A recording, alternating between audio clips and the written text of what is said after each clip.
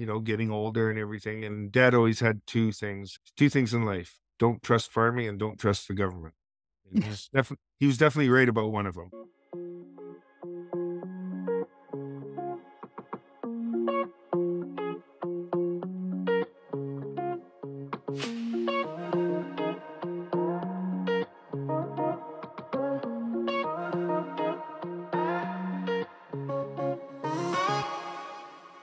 So, welcome to Work in Progress, a podcast about the work we love and why we do it.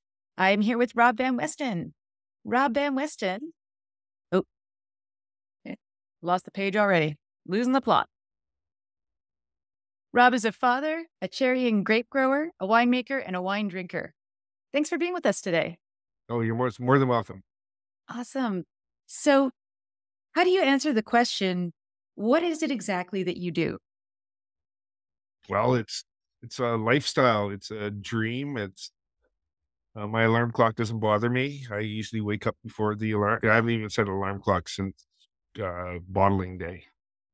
Yeah, I'm also a carpenter too, so I'm busy working on my house as well, and in my spare little bits in time, and whenever it rains, and I wake up before the sun comes up, and I go to sleep when I'm exhausted. So it's farming. It's I love what I do.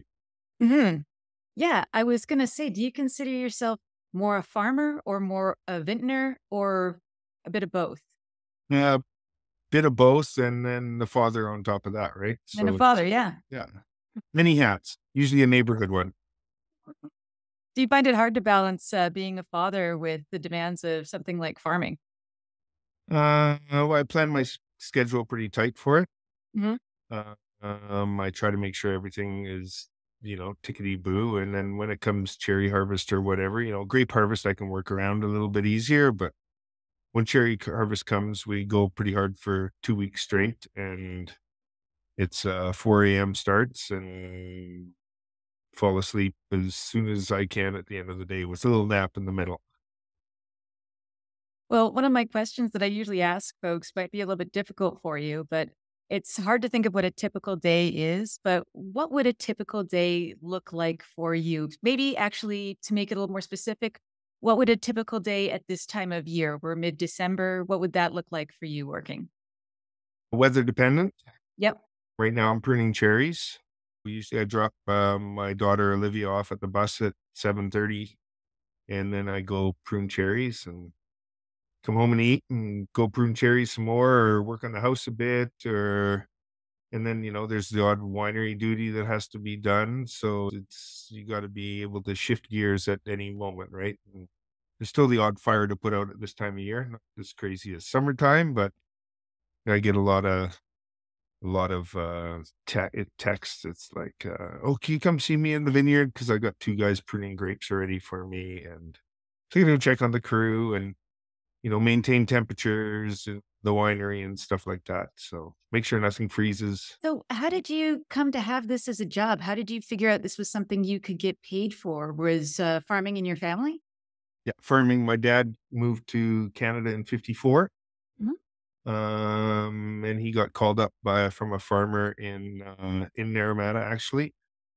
And it was him and his friend, and they rowed the boat from Holland and landed in Halifax and took the train across Canada. And, they got off the train in Winnipeg and it was like -40. And it's like, this is uninhabitable. And they got back on the train and kept going, which is their plan anyways. But, and the farmer only had a job for one person. So he said, okay, well, tomorrow you both work and I'm going to pick the best one of you, which was my dad. And it was Phil Workman, who's one of the second generation of pioneers of Naramata. And at the end of the day, my dad got the job, but the farmer workman told my dad, he says, well, I have a friend down the road who needs a hand on his farm too. So your friend can go work over there. So they stayed pretty tight in the area. Nice. So he wasn't totally out of a job, your No. dad. And then as a kid, it was, Saturday morning, I could watch cartoons till 8, and then I had to go rake prunings, or there was always something to do for the kids on the farm. I remember I started at 75 cents an hour. That would be back in 74. So, child labor still exists. Yep. So I And, would have thought you might have gotten paid at the dinner table, though. Isn't that yeah, yeah, that too. Um, and then, it was always cherry season in the summer. Get off the bus and go pick apples with my dad. Had to do irrigation, so hand move sprinkler pipes. Actually, I still have one hand move sprinkler pipe here where I live at my grandfather's, where he built his house. So I still got the antiquated system, but the trees are almost 50 years old and I'm not replanting that sections. So I decided to go get a trade. First I went to Ontario for a few months and the humidity chased me out of there. The winter I could handle, but the humidity was just ugly, to put a kind word to it. I've heard And then I less. moved to Vancouver, started as a laborer. After my first day on that job site, I was promoted to be an apprentice, did my apprenticeship at BCIT, uh, lived in Vancouver for 13 years, went all the way up to be a foreman to a superintendent, building high rises and commercial buildings, um, hospital buildings at UBC, stuff like that. And then I had a couple fun projects. I was worked on the second Narrows Bridge when they did the Oh, seismic wow. grade on that. And I was the bridge troll, so I was working underneath it. There's like these little traveler scaffolds that travel underneath the bridge. So every time they jackhammer a hole in the deck, I would go patch it up and then so they could pour concrete. And I also worked on the Cassiar connector. So that's the tunnel under Hastings Street. So that was a pretty cool job, but once we built all the formwork and we moved it once and poured it twice, it just was a labor job then. They didn't need any real skill and, I had to be in my bonnet to go do something else at the time. And then things got pretty tight in the construction industry in Vancouver, and so I came dad to help dad plant grapes in '99. That was the first year we planted. My grandfather retired in 88, and he says, "Cut those stupid Red Delicious and Golden Delicious down. We haven't made money on those trees in 10 years." So in '99, we planted it to Merlot and Cabernet Franc, and we also planted Pinot Gris and Pinot Blanc at my dad's. So I helped with that planting and stuff, and, my brother was on the farm too, and he was the tree fruits guy, and I thought, "Oh, well, here's a way to sneak back in the farm," and that's how I got back to the farm in 2000 is when I migrated back to home, which is beautiful Naramata, British Columbia. Wow. Well, it's pretty clear to me that you don't have a fear of heights at all, being that you're on ladders and on high rises and on bridges, right? Yes, but people don't want me on ladders anymore or scaffolds because I shattered my heel just over 2 years ago. So, I broke a hip in 2006, and I was non-weight bearing for 4.5 months, and then it took me a year and a half to so that foot got osteoporotic, whatever it is, something. And when I fell off the scaffold, I landed on that heel, and it just shattered like a teapot. So Doctor Pincinot at first didn't want to operate, and then he came back about 20 minutes later, and he says, "Okay, I'm gonna do my best, the best I can do, and just try and reposition it." So he put 6 screws in there, and he kinda squished it back to make it look like a heel and casted it up and sent me on the way with a jar full of pills, and I just saw him last week, actually, just to thank him and show him my progress. He's like, "Oh, I don't usually see my patients after."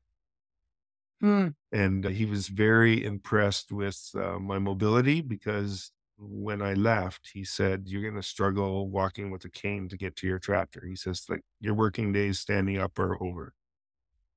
And I am completely capable to run around and farm and do what I have to do. And it gets a little grumpy sometimes, but my physiotherapist says I'm very stubborn. And that's why I'm so successful in my rehab on that. So. Well, yeah, there's something to be said for that. You don't strike me as the kind of guy who likes to sit around either. So, No, and yeah. healing from injuries, it's like I get grumpy enough when I'm sick. Yeah. But, if you have to lie in a bed for 4.5 months like I did with my hip, or this was also basically the same thing, elevate, ice, Mhm. struggle to get around. My winemaker would come to the house with samples all the time. It was the day after grape harvest, and I was working on my house. Oh, I see. Yeah, and here 2 years and a bit later, I'm back up on that same scaffold, but I designed it a little safer, and Mm. it's trying to finish the project up. Yeah. So Yeah. So you mentioned that your winemaker was coming by. What made you decide to get into winemaking? You started out just growing grapes. What made you decide to make the leap into actually producing the product? I believe it's 2001. I didn't want to prune apples that winter. So I enrolled for the viticulture certificate at Okanagan College in Penticton here. And my instructor was Bill Egger, Oh, right. and he owned Fairview Cellars down in Hmm. Oliver. And he's quite the tough nut character. A spade is a spade. He has an opinion. He's very vocal. And he was the one that said to me, it's like, you don't need to have a 4-year enology degree to make wine. It's the wine growers that grow the fruit to make the winemaker look good. You don't need to have fancy scarves in your closet. The people that grow the grapes don't get the accolades or the credits that they should, which the winemakers steal. And I was also selling grapes to Tom DeBello, who was the winemaker at Cedar Creek at the time. And he says, Rob, you should make wine. He says, your grapes, they make wine all by themselves. You're my best grower that I have in the valley that grows fruit for me.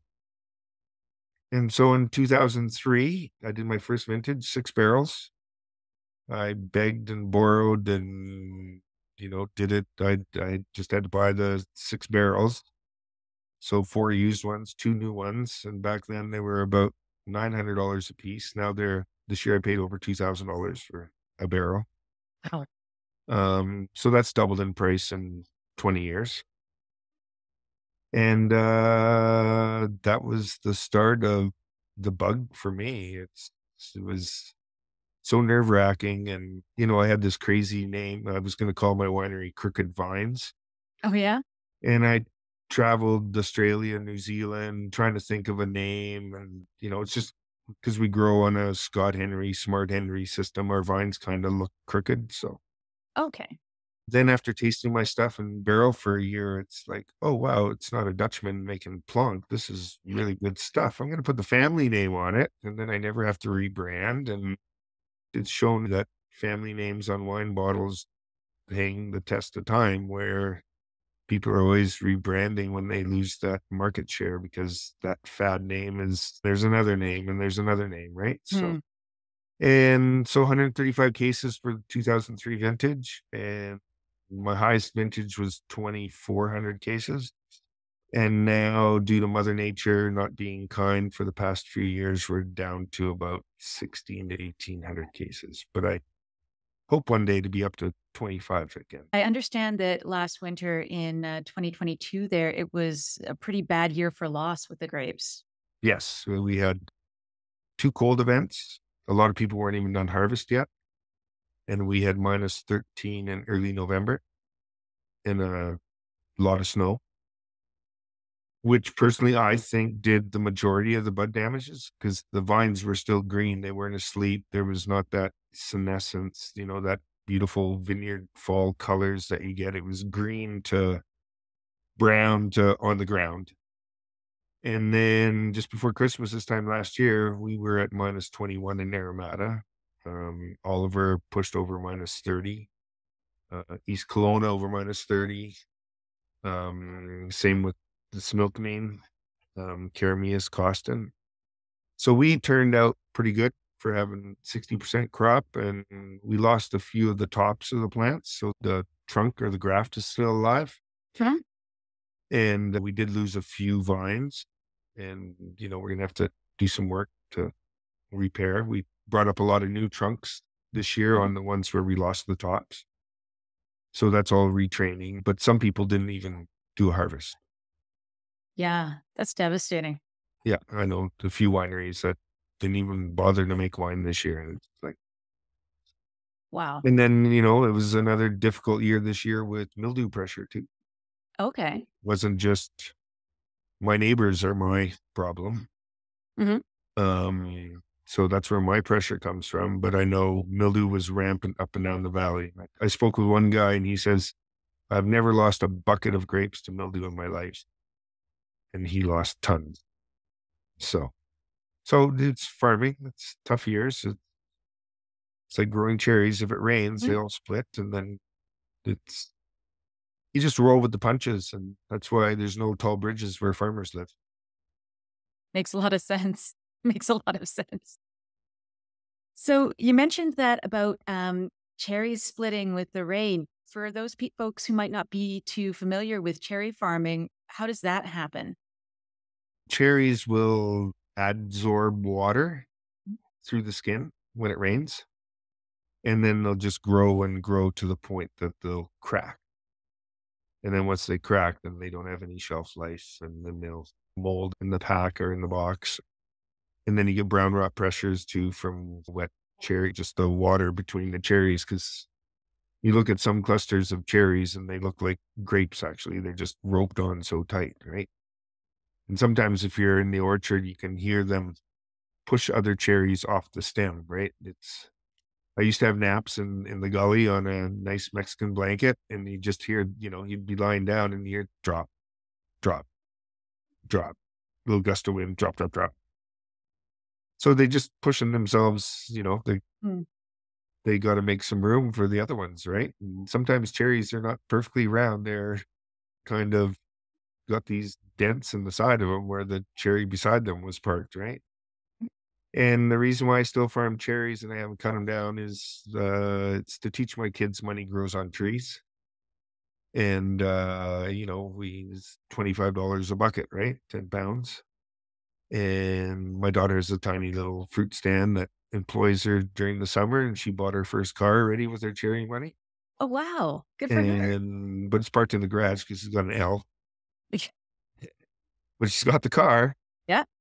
And yeah, the cherry harvest is just it's a thrill. It's a race to the finish. They all ripen pretty well at the same time. So you start, you go, and then you're done. And the pickers have another contract to do further up the valley, or usually my guys and girls, they go to Creston after. And they're a pretty unique group of people. It's been like a pilgrimage from Quebec to come pick cherries and make a few dollars and have fun. And, Naramata's their favorite place and because it's so small and the beaches and stuff like that. And so, yeah, it's just a buzz from the schools, and most of them Hmm. come from Sherbrooke, Okay. from that university there. That's where the big buzz is from that university, what draws them here. Hi, yeah. I And, was going to ask what you think it is that, because for a long time it has been Quebec, like recent graduates from high school, young Quebec folks coming out here to pick the fruit. yeah, And is it just because it was a fun experience and people, shared that around, or was there something else going on there? no, it's the basic, come to BC and, make a few dollars and your parents are happy. It's like, well, I went and got a job this summer, mom. They didn't know how hard they partied. But that's kind of changed a little bit recently. There's a lot more professional pickers now. I have 2 guys on my crew. One works for me full time. Well, full time except winter. And another guy comes from Quebec every year. His name's Mhm. Poncho, and he makes like $450. He averages over $400 a day picking cherries. And they're like Wow. machines. They don't even have to look at the cherries. They can look at you and talk and still, and you're not cherry pickers actually. We need the stem on the cherry, so they're stem pickers. Hmm. 'Cause if there's no Okay. stems on the cherries, then the cherry is goes into the cult bin and then it goes to the garbage.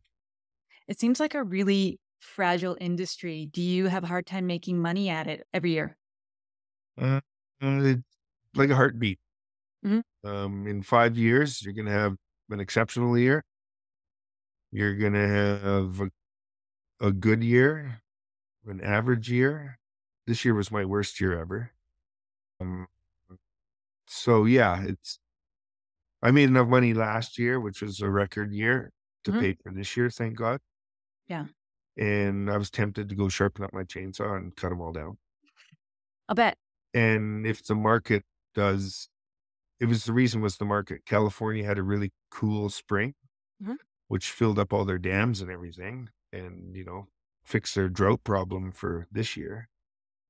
But they also started harvest 3 weeks late. We started harvest a week early, and there's over 1 billion pounds of cherries grown in Western North America. So you compress that market, and then the market knows the market's flooded, Mm. and then the market stops buying cherries, and then the prices keep going down and down and down. Our government let cherries in all the way from Alberta to Nova Scotia Mhm. on consignment this year from the US.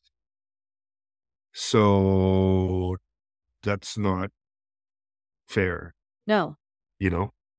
By the time I paid my two pickers this year, I had $300 left to pay for my fertilizer, my trucking, my sprays, my pruning, my labor, my, you know, repairs, my lease, because I lease everything from my dad.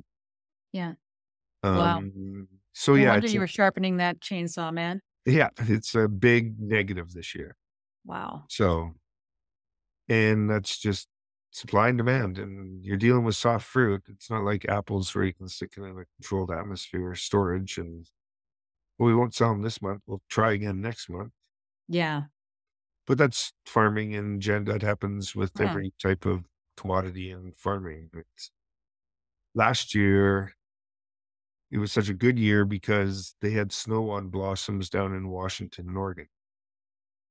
Wow. So California had a harvest, Yep.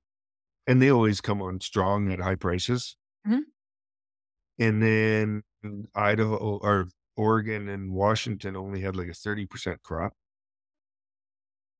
So the market was hungry for cherries by the time we Mm. got to BC.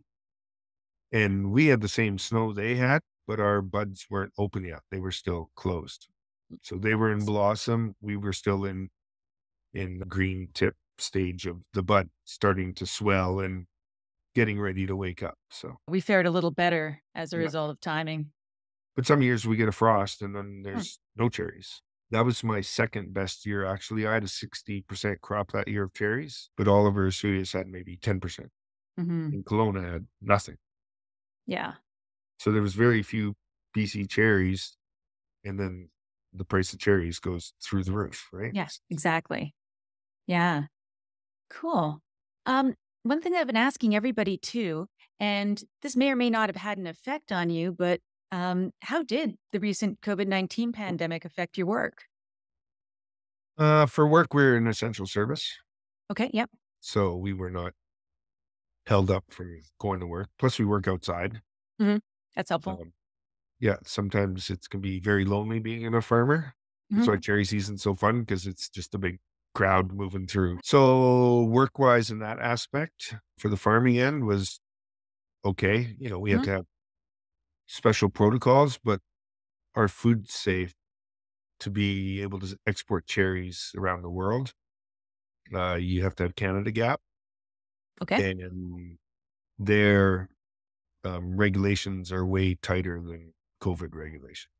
Oh, I see. So you were already taking all the necessary precautions that the government Exactly. wanted you to, and Yeah. that yeah, the health services wanted you to. So Yeah. Yeah. yeah. The only thing was because we always have to sanitize when we're picking cherries, anyways, Hmm. Okay. So yeah, right? that's interesting. So, oh yeah, the regulations are crazy. It's another Mhm. reason why you know I want to get out of that. um, Hmm. for the winery, it was tough because we weren't allowed to be open. Oh yes. Hmm. And then we had to build plexi screens and everything. And, we've gone to an appointment system now. Hmm. So, our shed, I call our tasting room the shed. Yeah. And it could get pretty crowded. Sometimes there'd be like 40 people in there because it was just a free for all. Ah, We were yes. pouring the wine. It wasn't they couldn't just pour their own wine, but, people would just wander in and stand and wait in amongst of a zoo, and you got a bachelorette party making a racket, and we brought in tasting fees at the same time, which got a lot of the party buses and stuff that we don't see anymore, which doesn't hurt my feelings because, if you see a few of those, tour buses at our place, then the wine connoisseur won't come in because they know Hmm. the odds are it's gonna be a bit noisy in there, and they want a more personable experience, Hmm. so that's worked out well for us. Were you I kind of think working toward that even before the pandemic started? Or was that something that was off the table? we were doing tasting we were doing donations to Children's Hospital. Okay. Hmm. That was our thing, and then once COVID came, then we started with tasting fees. Okay. Yeah. Hmm. So, Yeah. I can imagine that when people find out you're giving away free wine, that a lot of people come out that might not necessarily have the intention of buying. exactly, Yeah. and that's the thing, these tour companies are making a living off of my business. I didn't I get away with one less staff member too. Our Hmm. sales, we've never rebounded to pre-COVID sales, and that's not the reason why. I think just a lot of people COVID hurt them a lot more, Hmm. and they just don't have that disposable income anymore, right? Hmm. Yeah. And that would make a lot of sense. And then this year with high interest rates, Yeah. it's like the double whammy for us. And then we had the fires this year, and we had the rock slide. So Kelowna is, probably 30 to 50% of our business on a given day, or Hmm. visitors to Kelowna. Yeah. So they couldn't get here. Mhm. So, and our online sales have picked up since COVID. Oh, excellent. That's good to hear. During COVID, we did couldn't open up. It's like, what are we going to do? We need income. It's like, the Yeah. winter months, you're still spending money. Hmm. So we did a COVID special. We made everybody a wine club member, and then we gave them another 10% off and 10% of the cost of their order towards shipping. To sell a bottle of wine in the winery is 15 to 20 cents on the dollar anyways. So if I just have to stick it in a box and ship it, then I can, do a little promo like that. I think we're going to do that in January in the new year. Yep. We're going to do a high interest rate special. So here, make everybody a wine club member, and then we're going to give them the prime loan rate plus 2 points. So if it's at 5%, they'll get 17% off Nice. just for something. It grabs people's attention. Yeah. Everybody's offering deals pre-Christmas, and it's like, we're just a little too busy now. We need something to do in January when it's cold. Hmm. Yeah. And when you now I know that you also sell to some restaurants and some more commercial consumers as well. Is it more profitable for you to sell to resellers like restaurants, or is it more profitable to sell retail out of the winery out of your own place? Out of the old place is Yep. the best, but Hmm. you want to have product out there for people to enjoy when they're out for dinner and stuff too, Yep. because there's also a wholesale price set by the government.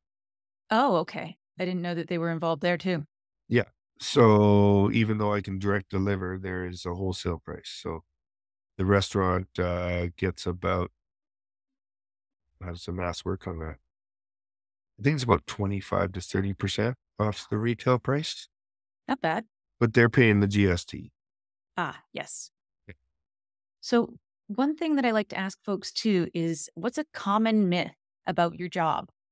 Do people think you just drunk all day on wine? Takes a lot of beer to make good wine. Yeah, there you go. That's not a myth.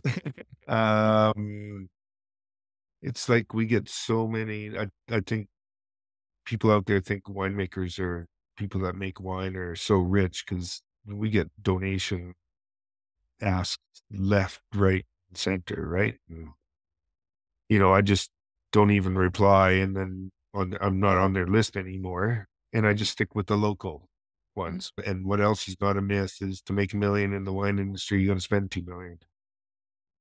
And there's another winery went up for sale yesterday. I saw, in July, there was 50 wineries for sale in BC, Wow. and I believe the number is over 80. Don't quote me. Yep. But, if you're mortgaged and you own a winery and you don't have any fruit, and the writing, it just comes on the wall real fast, right? The Yeah. bank is demanding money. I can imagine how some people would think that, that winemakers would make a whole ton of money because, especially in British Columbia, and if you're going up and down Naramata Bench, you're looking at an average price of $25, $35 a bottle. So I think it's pretty common for a lot of folks to think that all just goes straight into your pocket and there's no expenses to pay out of that at all. Yeah. Yeah. No, we got our government red tape, the PST, GST, cost of fruit. Mhm. The inflation in our business is crazy. Glass has doubled in price.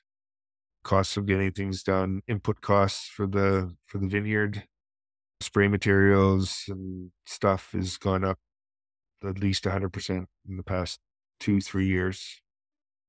Yeah. What do you think's attributing to all of those prices going up? Is it inflation or is it something else? A lot of people cite supply chain issues. Do you have any idea what might be causing the dramatic increase in prices on your supplies? Yeah, price of fuel too. Price of fuel. If you're buying fertilizers, it's based on, you know, yeah, wages. When I started, I was paying $12 an hour for my full-time guy, so that's doubled Hmm. since 2000. I did everything myself until about 2008, 2009.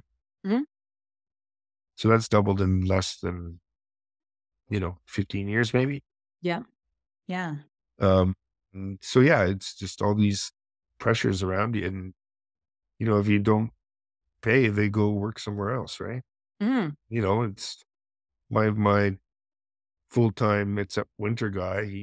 I pay him, and my lead hand who runs the crew, Hmm. Hannah, they get $25 an hour each.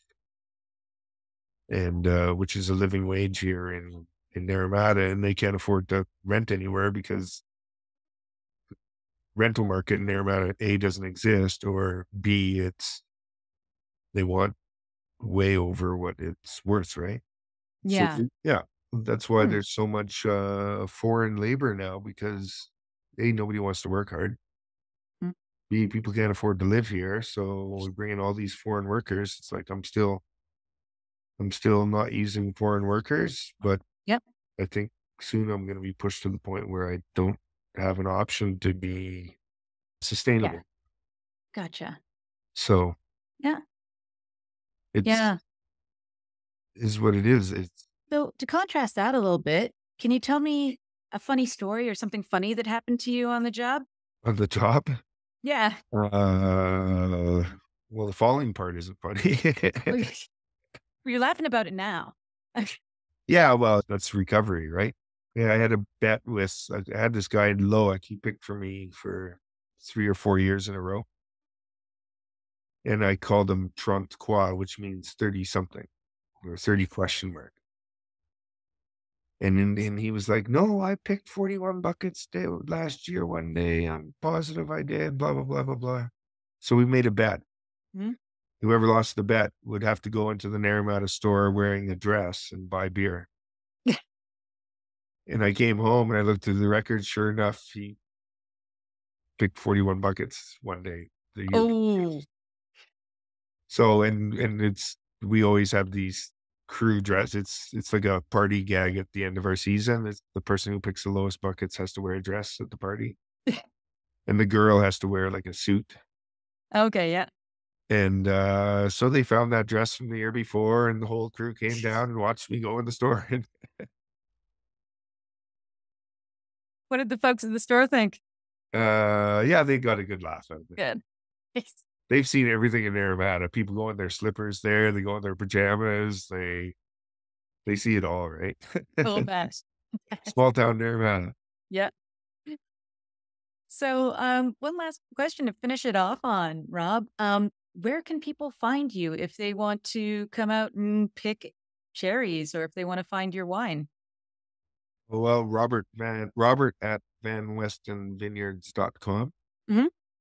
So if you just Google Van Westen Vineyards, it pops up. It's uh it's there. Yep. Right now I'm doing for, super elite wine people because it's winter time and we're Mhm. closed. But if people book, it's $100 commitment to them. Okay. But if they buy $100 of wine, then it's no commitment. I see. So yeah, that's the deal this year. If you want to Nice. come taste in the winter, then I come meet you later in the afternoon once I've done farming for my day, and you do, and then you get a super personable tasting with the boss. That's my Twitter handle, but I don't tweet or X or whatever anymore. It's Wine Grower 99, and it's not because I like Gretzky, as I started growing grapes in 99. I see. Okay. I do like Gretzky, but it's not because of his. Yes. So, Cool. Well, that's great. Well, thanks so much for talking with us today, Rob. oh yeah, you're more than welcome.